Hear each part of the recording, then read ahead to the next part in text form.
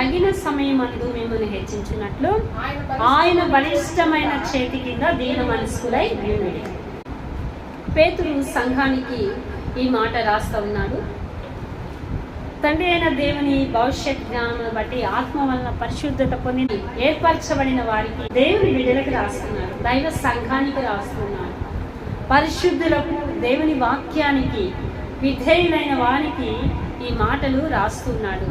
ఏమంటున్నంటే దేవుడు తగిన కాలంలో హెచ్చించాలి అంటే, తగిన సమయమందు మిమ్మల్ని హెచ్చించాలి అంటే ఆయన బలిష్టమైన చేతి కింద దీన మనస్కులై ఉండాలి. హల్లెలూయా.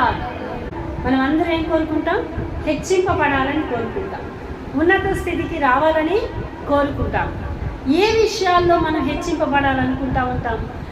ఎక్కువగా మనం గమనించినట్లయితే మన ఆస్తిపాస్తులు పెరగాలని, విద్యాబుద్ధులు పెరిగి ఉన్నత స్థానంలో ఉండాలని, జాబ్ చేసుకునే వాళ్ళకైతే హై సాలరీస్ అంటే ఎక్కువ సాలరీస్ కలిగి ఒక మంచి పొజిషన్లో, మంచి ప్రమోషన్ కలిగి ఒక ఉన్నత స్థానంలో ఉండాలని, మరి అన్నిటినీ కలిగి ఉండాలని కోరుకుంటాం. ఆరోగ్య విషయానికి వస్తే మంచి ఆరోగ్యం కలిగి అందరికంటే మంచి ఆరోగ్యవంతులుగా ఉండాలని కోరుకుంటాము. శరీరానుసారంగా ఇవన్నీ కూడా ఎలాంటి హెచ్చింపులు? శరీరానుసారమైన హెచ్చింపు. అంటే హెచ్చింపు అంటే కంపారిజన్ బిట్వీన్ అదర్స్. ఇతరులతో మనం కంపేర్ చేసుకుంటున్నాం అనమాట. వాళ్ళకంటే ఎక్కువ, వీళ్ళకంటే ఎక్కువ, అంటే మన తోటి వారి కంటే ఎక్కువ, మన చుట్టుప్రక్కల ఉన్న వారి కంటే ఎక్కువగా ఉండాలని, మన చదివే స్కూల్లో పిల్లలు చదివే వారి కంటే ఎక్కువ ఉండాలని, ఉద్యోగం చేసే దగ్గర ఉద్యోగం చేసే ఉద్యోగస్తులందరికంటే ఉన్నత స్థితిలో ఉండాలని కదా. ఒక పొలం ఉందనుకోండి, పొలం పని చేసే వాళ్ళకంటే ఎక్కువ ఉండాలంటే ఏ స్థితిలో ఉన్నా అందరికంటే పైన స్థానంలో ఉండడాన్ని హెచ్చింపు అంటాం కదా. ఈ విధంగా ప్రతి ఒక్కరు కూడా హెచ్చింపు కోరుకుంటారు. ఒకటి ఆత్మానుసారమైన హెచ్చింపు, రెండు శరీరానుసారమైన హెచ్చింపు. అంటే హెచ్చింపు అంటే మెంటలీ, స్పిరిచువల్లీ, ఫిజికల్లీ, సోషల్లీ అన్ని విషయాల్లో కూడా ప్రతి ఒక్కరు కూడా హెచ్చింపబడాలి అనుకుంటారు. అంటే హెచ్చింపబడటం అంటే పేరు కలిగి ఉండడం, ప్రఖ్యాతి కలిగి ఉండడం, అందరికంటే గొప్పవారు అని చెప్పుకోవాలని ఒక ఉద్దేశం కలిగి ఉండడాన్ని హెచ్చింపు అంటాము. అయితే ఒక వ్యక్తి హెచ్చింపబడాలంటే ఏం చేయాలి కదా? మనం అందరం కోరుకుంటాం హెచ్చింపబడాలని, కానీ మనం హెచ్చింపబడాలంటే ఏం చేయాలి అంటే మరి ఇక్కడ కొన్ని రకాలైన బ్లెస్సింగ్స్ అన్నమాట. హెచ్చింపు పొందుకోవడానికి ఫస్ట్ ఫార్మోస్ట్ వన్ ఏంటంటే గాడ్స్ బ్లెస్సింగ్, అంటే దేవుని యొక్క ఆశీర్వాదం. రెండవది పెద్దల ఆశీర్వాదం లేదా తల్లిదండ్రుల ఆశీర్వాదం. ఈ రెండు దేవుని ఆశీర్వాదం, పెద్దల ఆశీర్వాదంతో పాటు మనకు కావాల్సింది ఏంటంటే కష్టపడి, అదే విద్యార్థులకి కష్టపడి చదివే తత్వము, పని చేసే వారికి కష్టపడి పని చేసే తత్వము ఉండాలి. ఇంకా శ్రద్ధగా పని చేయడము, ఆ పడిన కష్టం ఫలించాలి. బాగా చదువుకున్న చదువు ఫలించాలి. కష్టపడి ఉద్యోగం చేస్తున్నారు, ఆ కష్టము ఫలించాలి. అంటే కష్టము ఫలించినప్పుడు హెచ్చింపబడతారు. చదువుకున్నది మనం అంటాం కదా, శ్రద్ధ కలిగి హార్డ్ వర్క్ చేస్తే ఏమవుతారంట? పర్ఫెక్ట్ అవుతారంట. Hard work makes man perfect. అంటే మనం పర్ఫెక్ట్ కావాలంటే ప్రాక్టీస్ చేయాలి, హార్డ్ వర్క్ చేయాలి. అవి మనల్ని ఏం చేస్తాయి అంటే పర్ఫెక్ట్గా చేస్తూ ఉంటాయి. కాబట్టి దేవుని సన్నిధిలో ఒక ఉన్నత స్థితిని పొందుకోవాలనుకోవడం తప్పు కాదు. ఒక ఉన్నత స్థితిని చేరుకోవాలనుకోవడం తప్పు కాదు, కానీ అది దైవ సంబంధమైన దీవెన పొందుకోవాలి. ఈనాడు ఒక హెచ్చింపు పొందుకోవడానికి మనుషులు రకరకాల పద్ధతులు ఆలోచనల్ని అనుసరిస్తూ ఉన్నారు. కొంతమంది ఏం చేస్తున్నారు? ఇంటికి ఇల్లు కలుపుకోవడానికి, పొలానికి పొలం కలుపుకోవడానికి, మరి ఉద్యోగాన్ని పొందుకోవడానికి అన్యాయంగా, అక్రమంగా ఆస్తులు కూడబెట్టుకుంటున్నారు. కొంతమంది లంచాలతో కూడబెట్టుకుంటున్నారు. లంచాలు తీసుకొని ఒక బిల్డింగ్ మీద ఇంకొక బిల్డింగ్ కట్టుకుంటున్నారు. ఒక స్థలం వెంట మరొక స్థలం కొనుక్కుంటున్నారు. మరి ఇతరులది తమది కాని స్థలాలు, తమది కాని పరిస్థితులను ఆక్రమించుకుంటా ఉన్నారు. మరి అన్యాయం చేస్తూ ఉన్నారు. పేదవారిని అన్యాయం చేయడం, మరి పేదవారిని అన్యాయం చేయడం, దిక్కుమాలిన వారిని అన్యాయం చేయడం, విధవరాలను అన్యాయం చేయడం, ఈ అన్యాయం చేసి వారి పొలాలు వీరి పొలాలు సంపాదించుకొని ఆస్తిమంతుల వారు అనుకుంటున్నారు. అన్యాయంగా సంపాదించుకున్నవి, అక్రమంగా సంపాదించుకున్నవి నిలబడతాయా? అదేనా హెచ్చింపు అంటే? అదేనా ఒక లంచాలు తీసుకొని పెద్ద పెద్ద బిల్డింగ్స్ కట్టుకుంటే హెచ్చించబడినట్ల? ఇతరులను మోసం చేసి పొలాలు ఆస్తులు పెంచుకుంటే హెచ్చింపబడినట్ల? కానే కాదు. ఇది కాదు హెచ్చింపు అంటే, ఇది కాదు దీవెన అంటే. కానీ దేవుని సన్నిధిలో మనకి దీవెన కావాలి అంటే, హెచ్చింపు కావాలంటే మొట్టమొదట ద్వితీయోపదేశకాండము 26వ అధ్యాయము 19వ వచనాన్ని చూద్దాం. తాను సృజించిన సమస్త జనముల కంటే నీకు కీర్తి ఘనత పేరు కలుగునట్లు నిన్ను హెచ్చించుదును అని ఆయన సెలవిచ్చినట్లు నీవు నీ దేవుడైన యెహోవాకు ప్రతిష్ఠిత జనమై ఉండువనియు యెహోవా ఈ దినమున ప్రకటించిన. అదే కదండి మనం కోరుకుంటుంది. తాను సృజించిన సమస్త జనముల కంటే నీకు ఏం కలగాలి? కీర్తి ఘనత పేరు కలుగునట్లు నిన్ను హెచ్చించుదును. ఎవరిని హెచ్చిస్తానంట? ఆయన జనాంగాన్ని, దేవుని యొక్క ప్రతిష్ఠిత జనాంగాన్ని. దేవుడు ఏం చేస్తాడు? పేరు ప్రఖ్యాతులు కలగాలంటే, నీకు ఘనత కలగాలంటే, నీకు ప్రతిష్ట కావాలంటే నువ్వు ఏం చేయాలి?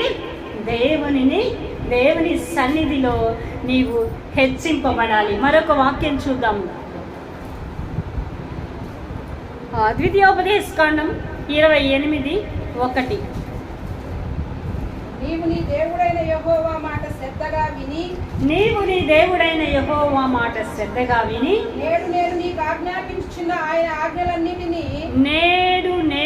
ఆజ్ఞాపించుచున్న ఆయన ఆజ్ఞలన్నిటినీ అనుసరించి నడుచుకొని ఎడల నీ దేవుడైన యెహోవా భూమి మీద ఉన్న సమస్త జనముల కంటే నిన్ను హెచ్చించును. హల్లెలూయా, హల్లెలూయా, హల్లెలూయా. దేవుడు ఏమంటున్నాడు? నువ్వు పొలంలోకి వెళ్ళు, లేదా నువ్వు పొలాన్ని కష్టపడు, ఈ కష్టం పడు, ఆ కష్టం పడు, ఈ కష్టపడు అని చెప్పాడా? చెయ్యాలి, కష్టపడొద్దు అన్నట్లా. కానీ దేవుడు అంటున్నాడు, నీ దేవుడైన యెహోవా మాట మొదటి నీవు శ్రద్ధగా వినాలా. నేడు నేను నీకు ఆజ్ఞాపించుచున్నా ఆయన ఆజ్ఞలన్నిటినీ రెండవది అనుసరించి నడుచుకోవాలి. దేవుని ఆజ్ఞలు ఏం చేయాలంట? అనుసరించి నడుచుకోవాలి. 26:17 చూడండమ్మా ఒకసారి. యెహోవాయే నీకు దేవుడై ఉన్నాడనియు నీవు ఆయన మార్గములందు నడిచి ఆయన కట్టడలను ఆయన ఆజ్ఞలను ఆయన విధులను అనుసరించి ఆయన మాట విందుననియు నేడు ఆయనతో మాట ఇచ్చితివి. ఈ మాట ఆయన స్వకీయ జనమైన ప్రతిష్ఠిత జనమైన దేవుని బిడ్డలతో ఆయన చెప్తా ఉన్నాడు. నీవు నాకు మాట ఇచ్చావు. ఏమని మాట ఇయ్యాలంట దేవునికి మనము? అయ్యా, నేను నీ మార్గాలను అనుసరిస్తాను, నీ కట్టడలను అనుసరిస్తాను, నీ ఆజ్ఞలను నీ విధులను అనుసరించి నడుచుకుంటాను, నీ మాటను శ్రద్ధగా వింటానని దేవునికి మాట ఇవ్వాలండి. మాట ఇవ్వాలి. మనం దేవుని మాట వినాలి. ఎవరి మాట వినాలి?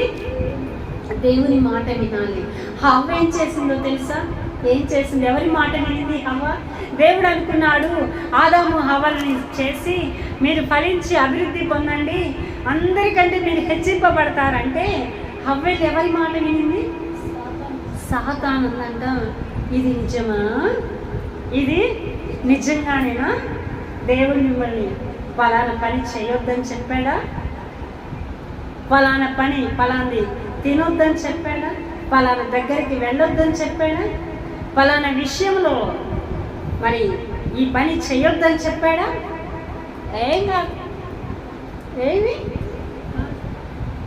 మీరు దేవతలైపోతారు, ఆస్తి పనులు అయిపోతారు, అందంగా ఉంటారు, గొప్ప వాళ్ళు అయిపోతారు, మీకు చాలా పేరు వస్తుంది. ఇదేనండి సాతాను చెప్పే మాట. ఎవరి మాట వింటున్నాం మనం శ్రద్ధగా? ఎవరి మాటలు మన చెవుల్లో వినబడతాయి? అవ్వ అంటే ప్రతిరోజు వెళ్ళి ఆ కాయకెళ్ళి చూస్తూ ఉండేదా. దేవుడు దేనిని తినొద్దన్నాడు, దేనిని చేయవద్దన్నాడు, దాని మీదే మన మనసు, దాని మీదే మన మనసు. ఎప్పుడు కూడా దేవుడు చెయ్యొద్దు అన్న దాని మీదకి మనసు పెట్టకూడదు, మనసు పెట్టకూడదు.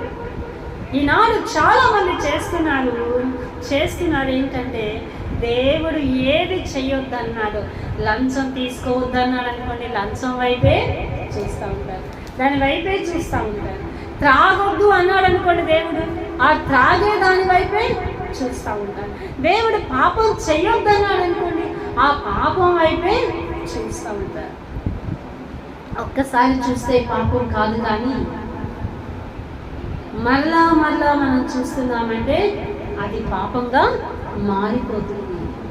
ఆకాశంలో పక్షులంట మన యొక్క తల మీద నుంచి తిరుగుతూ ఉండొచ్చు అంటే, కానీ అవి మన తల మీద గూడు పెట్టుకోకుండా చూసుకోవలసిన బాధ్యత మందే. ఆలోచన తిరుగుతూ ఉంటాయి, ఊహలు తిరుగుతూ ఉంటాయి. ఆ ఊహలకు స్థానం ఇచ్చి, ఆ ఆలోచనలకు గూళ్ళు కట్టి నెత్తి మీద పెట్టుకున్నాం అనుకోండి, పాపము నివాసం చేస్తుంది. కాబట్టి దేవుడు చెప్పిన మాటను శ్రద్ధగా వినాలి, ఆయన మార్గాల్ని అనుసరించాలి. యేసుక్రీస్తు ఏమంటున్నారు? నేనే మార్గమును, సత్యమును, జీవమునైనాను. జీవమునైన నా ద్వారా తప్ప ఎవరు కూడా తండ్రి యొద్దకు చేరలేరు. కాబట్టి మనమందరము కూడా ఆయన మార్గాన్ని అనుసరించాలి, క్రీస్తుని అనుసరించాలి, ఆయన మాటను అనుసరించాలి, ఆయన కట్టడలను అనుసరించాలి. ఈరోజు ఎవరికి కట్టడలంటే ఇష్టం లేదండి. కట్టడ అంటే ఏంటి? కట్టడ అంటే నియమం అన్నమాట, ఒక నియమము, నిబద్ధత. ఇది ఇంతవరకే ఉండాలి, ఇక్కడ వరకే చేయాలి, ఇది చేయకూడదు, ఇది చేయొచ్చు. అన్నం తినే ముందు చేతులు కడుక్కోవాలి, లేదా ఈ పని చేయొచ్చు, ఇది చేయకూడదు అనేది కట్టడ. చేయవలసిన పని, చేయకూడని పని చెప్పడమే కట్టడ. ఈనాడు ఇలాంటివి ఎవరికి నచ్చట్ల. సంఘాల్లో అయితే అంతకంటే నచ్చట్ల, కుటుంబాలలో కూడా నచ్చట్లేదు. ఎందుకంటే ఎవరు కూడా వాటిని అనుసరించి ఇది చెయ్యొద్దంటున్నారే అని అనుసరించడానికి ఎవరికి కూడా ఇష్టం లేదు. దేవుని వాక్యం చెప్తుంది, ఆయన కట్టడలను అనుసరిస్తే ఏమవుతారంట? హెచ్చింపబడతారంట. మనం కోరుకున్న హెచ్చింపు ఉత్తర దిక్కు నుండి, దక్షిణ దిక్కు నుండి రాదు, కానీ ఎక్కడి నుంచి వస్తుందంట? ఆశీర్వదించే దేవుని దగ్గర నుంచి, పరిశుద్ధుడైన మరి ఉన్నత సింహాసనం మీద ఆసీనుడైన దేవుని దగ్గర నుంచి హెచ్చింపు కలుగుచున్నది. స్తోత్రం. హల్లెలూయా, హల్లెలూయా. కీర్తన గ్రంథం 37-34 వచనం చూద్దాం.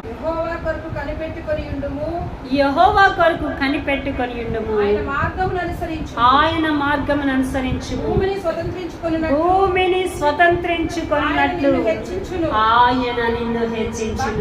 దేవుని కొరకు కనిపెట్టుకొని ఉండాలంట, ఆయన మార్గాన్ని అనుసరించాలంట. దేవుడు ఏం చేస్తాడంట? హెచ్చిస్తాడు. కనిపెట్టుకొని ఉండాలండి దేవుని సన్నిధిలో. ఈ కనిపెట్టుకునే అనుభవం మనకి లేదు. హెచ్చింపు అయితే మనకి కావాలి. మెయిన్ దేవుని మార్గాన్ని అనుసరించాలి, ఆయన చిత్తాన్ని తెలుసుకోవాలి, కనిపెట్టి ఉండాలి. మీకు తెలుసా, పెంతెకొస్తు దినాన పరిశుద్ధాత్మ అభిషేకం పొందుకోవడానికి దేవుని సంఘముతో పాటు మరి 120 మంది యేసు ప్రభు శిష్యులు, ఆయన తల్లి అయిన మరియా అందరూ కూడా కనిపెట్టుకొని ఉన్నారంట, కనిపెట్టుకొని ప్రార్థన చేశారంట. దేవుడు ఏం చేశారో తెలుసా?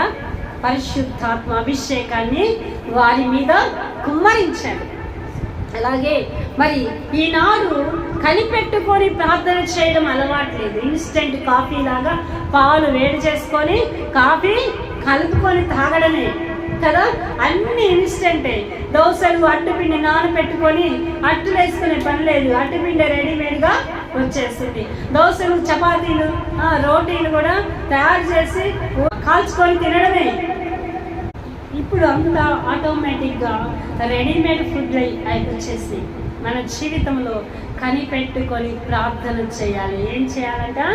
కనిపెట్టి ప్రార్థన చేయాలి. కార్యం జరిగే వరకు దేవుని సన్నిధిలో ఓపిక కలిగి ప్రార్థన చేయాలి. ఓపిక లేదండి, కనిపెట్టడం లేదు. ఇన్స్టెంట్ కాఫీ లాగా మనకి వచ్చేసేయాలి. ఇన్స్టెంట్, అన్నీ ఇన్స్టెంటే. ప్రార్థన చేయగానే మనం ఆమెన్ అనేసరికి అక్కడ జవాబు మన ఫుడ్ స్టెప్స్ దగ్గర ఉండాలి. అంటే నో వెయిటింగ్ అనమాట, నో వెయిటింగ్. ఎవరి కోసం జీవితంలో ఎదురు చూడలేని పరిస్థితి, ఏ యొక్క దీవెన కోసం, ఏ ఆశీర్వాదం కోసం, దీవెన కోసం ఎదురు చూడలేని పరిస్థితి. అందుకోసమే మరి తక్కువ సమయంలో ఎక్కువ సంపాదించుకోవాలని, తక్కువ సమయంలో ఎక్కువ ఉన్నత స్థితికి రావాలని మనుషులు తప్పుడు మార్గాల్లోకి వెళ్ళిపోతున్నారు. కనిపెట్టట్లే.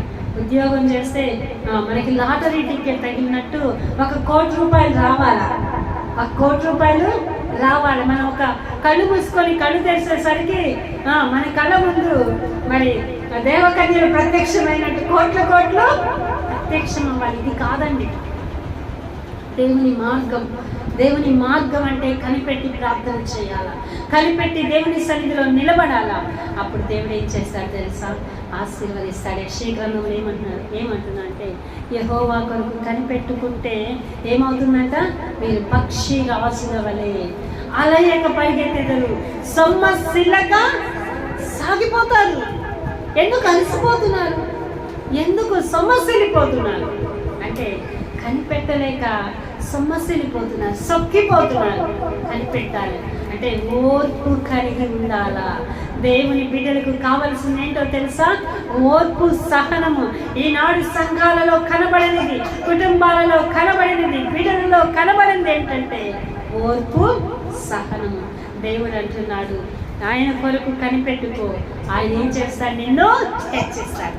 ఆయన మార్గాన్ని అనుసరించు, దేవుడు నిన్ను హెచ్చిస్తాడు. కీర్తన 75:10 ఉంటుంది. ఆయనంట నీతి మంతుల కొమ్ము హెచ్చిస్తాడంట. ఏం చేస్తాడంట? నీతి మంతుల కొమ్మును ఆయన హెచ్చిస్తాడు. నీ నామమును బట్టి వారు దినమెల్లా హర్షించుచున్నారు. నీ నీతి చేత హెచ్చింపబడుచున్నారు. హల్లెలూయా. ఎవరి నీతి చేత? దేవుని నీతి చేత అండి. మన మంచితనం కాదు, మన నీతి కాదు, దేవుని నీతి చేత హెచ్చింపబడాలా.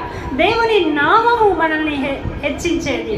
కాబట్టి మనం హెచ్చింపబడాలి అంటే దేవుని సన్నిధిలో మనం ఆయన మార్గాన్ని అనుసరించి నడుచుకోవాలి, ఆయన సన్నిధిలో కనిపెట్టాలి, నీతిమంతులుగా జీవించాలి. ఇంకొక మాట చూపిస్తాను. 112వ కీర్తన 9వ వచనము. వాడు దాతృత్వము కలిగి బీదలకిచ్చును. వాని నీతి నిత్యము నిలుచును. వాని కొమ్ము ఘనత నుండి హెచ్చింపబడుతుంది. స్తోత్రం. హల్లెలూయా, హల్లెలూయా. దేవుని బిడ్డలు ఎలా ఉండాలి? దాతృత్వం కలిగిన వారిగా ఉండాలి. ఇతరులకి, బీదలకు సహాయం చేయగలిగే చేతులుగా ఉండాలి. అలా మనం సహాయం చేయగలిగినప్పుడు, మన చేతిని చాపగలిగినప్పుడు దేవుడు మనల్ని ఏం చేస్తాడు తెలుసా? మన కొమ్ము ఘనత నుండి హెచ్చింపబడుతుందండి. ఏం అందుతుందంట? ఘనత నుండి హెచ్చింపబడుతుంది. మనం ఘనపరచబడాలంటే మరి దేవుని సన్నిధిలో దాతృత్వము కలిగి ఉండాలా. దేవునికి స్తోత్రం. హల్లెలూయా, హల్లెలూయా. మరి అనేక మంది దేవుని బిడ్డలు హెచ్చింపబడ్డారు. మరి దేవుని సన్నిధిలో జ్ఞాన వివేకములు కలిగి, బుద్ధి సంపదలు కలిగి మరి దేవుని సన్నిధిలో హెచ్చింపబడాలి. సామెతలు 4:7-8 వచనాలు ఒకసారి చూద్దాం.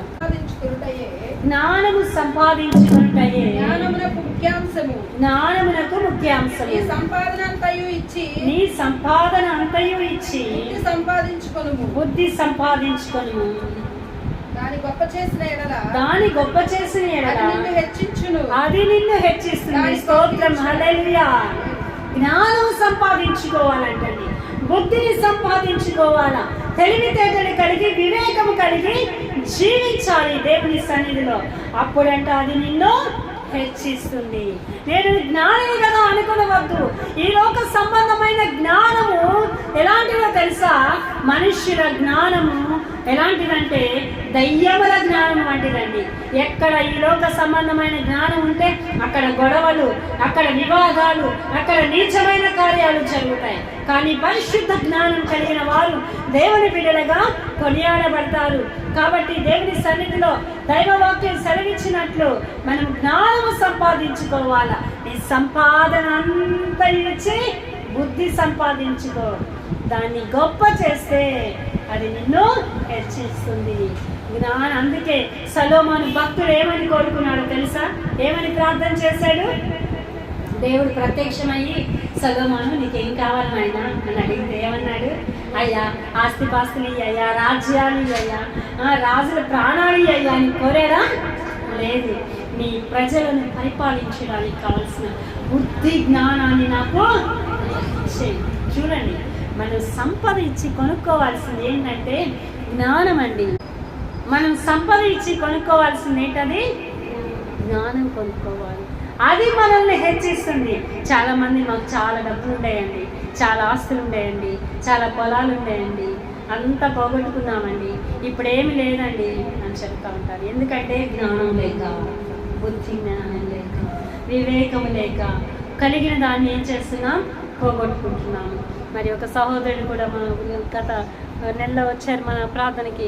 ఆ సిస్టర్ వాళ్ళు చెప్పారు, అమ్మ మాకు చాలా 2-3 ఇళ్ళు ఉండేయమ్మా. మేము మరి వాళ్ళ ఆయనంట వాళ్ళ తమ్ముడు కొడుక్కి రాసిచ్చారంట. ఎందుకంటే వాడికి కొడుకున్నాడంట, వీళ్ళకిద్దరి కూతుర్లనంట. అందుకోసమని కొడుకులు లేరనంట, కూతుర్లు ఉన్నారని ఆస్తి మొత్తం తమ్ముడు కొడుకు రాసిచ్చారంట. ఆయన చనిపోతే కనీసం ఆ తమ్ముడు కానీ ఆ పిల్లవాడు కానీ వాళ్ళ ఇంటికి కూడా మనిషిని చేరనీయలేదండి. నిజంగా. అందుకే జ్ఞానం కలిగి ఉండాలి. జ్ఞానం కలిగి ఉంటే అది నిన్ను హెచ్చిస్తుంది, నిన్ను ఘనపరుస్తుంది. దావీదు అంటాడు, అయ్యా నీవు నన్ను ఇంతగా హెచ్చించడానికి నేను ఏ పాటివాడిని, నా స్థితి ఏ పాటిది, నా బ్రతుకు ఏ పాటిదయ్యా అని దావీదు మహారాజు ప్రార్థన చేస్తూ ఉన్నాడు. కాబట్టి దావీదు గొర్రెల దొడ్డిలో ఉన్న దావీదుని దేవుడు పిలిచి ఒక చక్రవర్తిని చేశాడండి. రాజు కాదు, చక్రవర్తి. అనేక మంది సామంత రాజుల్ని ఏలుబడి చేసి 40 సంవత్సరాలు రాజ్యం ఏలాడండి దావీదు. చక్రవర్తిని దేవుడు చేశాడంటే ఇంతగా హెచ్చించడానికి, నా కుటుంబాన్ని నన్ను ఇంతగా హెచ్చించడానికి నేను ఏ పాటి వాడినయ్యా అని దేవుని సన్నిధిలో తగ్గించుకొని మాట్లాడుతూ ఉన్నాడు. ఇంకొకటి ఏంటంటే మనము మరి దేవుని సన్నిధిలో హెచ్చింపబడాలంటే మనకు కావలసిన ముఖ్యమైనది మత్తయి, మార్కు, లూకా సువార్తల్లో చెప్పేది ఏంటంటే మత్తయి సువార్త 23:12 ఒకసారి చూద్దాం. తన్ను తాను హెచ్చించుకొనువాడు తగ్గింపబడును, తన్ను తాను హెచ్చించుకొనువాడు తగ్గించబడును, తన్ను తాను తగ్గించుకొనివాడు హెచ్చింపబడును. మరొక స్వభావం ఏంటంటే మనము జ్ఞానం, బుద్ధి కలిగి ఉండాలి. ఇంకొకటి హెచ్చించుకోవద్దు. మనల్ని మనం తగ్గించుకున్నప్పుడు దేవుడు మనల్ని హెచ్చిస్తాడు. ఎవరు హెచ్చించాలి?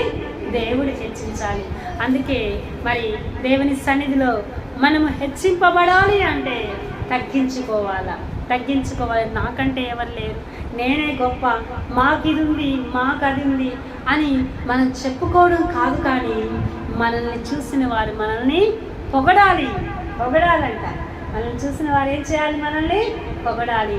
అందుకే దేవుడు ఇందాక మనం అసలు చదువుకున్న వాక్యం పేతురు గ్రంథము 5:6 ఏమన్నాడంటే, దేవుడు తగిన సమయమందు నిన్ను హెచ్చించినట్లు ఆయన బలిష్టమైన చేతి కింద దీన మనసు కలిగి ఉండాలండి. ఆయన తగిన సమయంలో హెచ్చిస్తాడు నిన్ను. నీవు కనిపెట్టుకొని ఉండు. ఆయన మార్గాన్ని అనుసరించు, ఆయన చిత్తాన్ని తెలుసుకో, ఆయన ఉద్దేశాన్ని తెలుసుకో, ఆయన కట్టడలను అనుసరించు. దేవుడు నిన్ను తప్పకుండా ఏం చేస్తాడంట?